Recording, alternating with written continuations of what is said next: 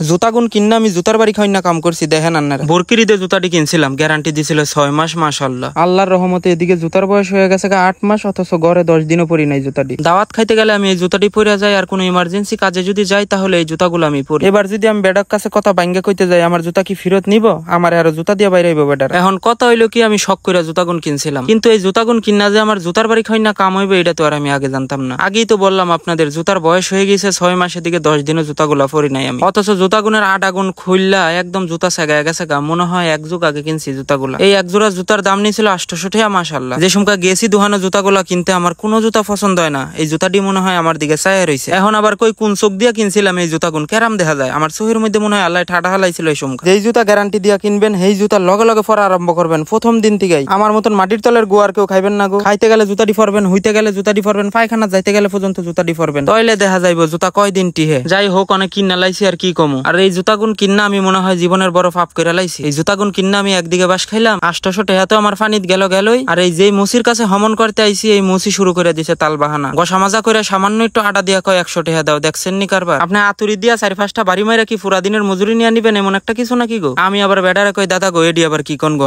আন্নে যদি খাড়া ডাহাতি করেন দিনে মানে বেডা এবার আমার কইতাছে ভাই এই জুতাটি কি কালি করবেন আন্নে আমি কই না গো দাদা দেন আমি আর কালি করতাম না এই জুতাটি হইলো আমার কুফা জুতা।